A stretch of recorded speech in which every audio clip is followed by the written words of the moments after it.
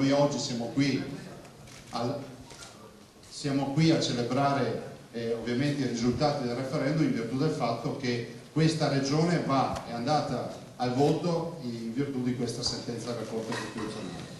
Non è una buffonata come qualcuno ha voluto dire, non è una pagliacciata, non è un referendum che non serve a nulla. Penso che l'indicazione sia un'indicazione importante, sono milioni di persone che comunque, sono più di 2 milioni di persone che si sono recate alle urne, ma a me piace dire che qui mai nessuno anche oggi vincono i veneti, vince il senso civico dei veneti, vince la voglia di dire di essere padroni a casa nostra. 22 ottobre 2017, sono da poco passate le 23:30, le urne per il referendum per l'autonomia del Veneto si sono chiuse da circa mezz'ora, ma i primi dati già fotografano quello che sarà l'esito finale della consultazione, che parlerà di quasi 2 milioni di veneti, pari al 98%, che hanno espresso il loro sì sull'autonomia.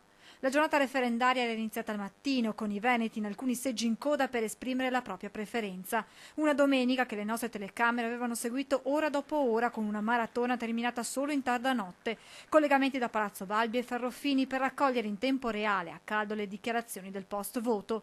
Alla fine si parlerà di un plebiscito che i sostenitori del sì hanno voluto etichettare come una vittoria dei veneti senza colori politici. Ho notato come la gente percepisce questo voto non come un voto verso un partito, ma per raggiungere un obiettivo più grande ancora, che è quello di riuscire a cambiare questo nostro Veneto in modo migliore. Un risultato che spinge il fronte dell'astensionismo a chiedere un passo indietro in Consiglio regionale. Ora, dopo il consenso su questo referendum e dopo che si è scelta l'autonomia come strada vincente, vengano ritirate le proposte di legge per la secessione. Da quella notte per il Veneto sono iniziate settimane, mesi di consultazioni, incontri per redigere al meglio il documento da presentare al governo perché si possa chiudere l'iter in tempi brevi. Tempi che con il nuovo esecutivo giallo-verde e la nomina di un ministro, Erika Stefani, agli affari regionali si sperava potessero accorciarsi ulteriormente, arrivando ad una conclusione entro il primo anniversario del referendum.